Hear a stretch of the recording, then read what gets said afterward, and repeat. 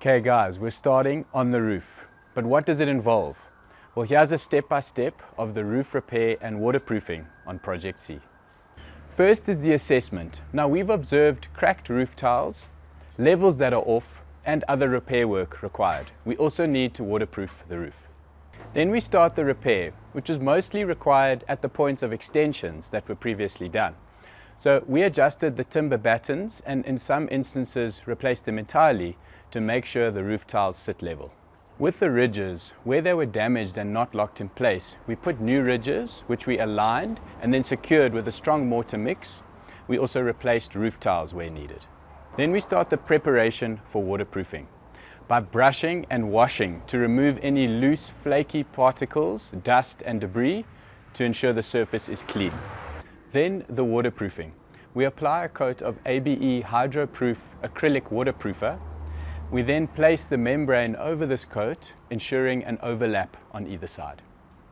Then we paint a second coat to ensure the membrane is fully saturated.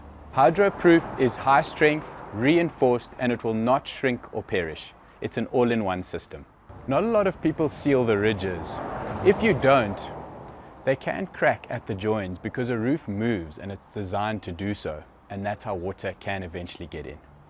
Another thing I've seen on homes is the roof valleys being completely sealed with membrane, which is not a good idea because you need to allow movement here and have proper runoff, and the best way is to also keep them wide enough so that they're easy to clean.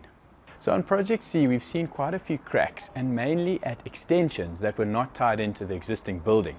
Over here, there was quite a big separation. Now, to sort this out, we're using steel reinforcement. So the steel rebars go through here into this building. But on either ends of the steel, we're using a.b.e. Epidermix 372. Now, this is a two-part epoxy system, and it's easy to mix, and it creates a bond, a very strong bond, a chemical anchor.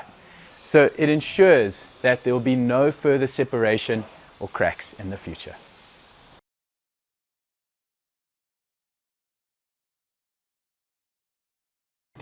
We also used a.b.e. Super Lake Hold, a rubberized bitumen emulsion, to waterproof the old fixings on the corrugated garage roof, as well as the roof of the scullery and laundry rooms, an area of concern due to the level difference.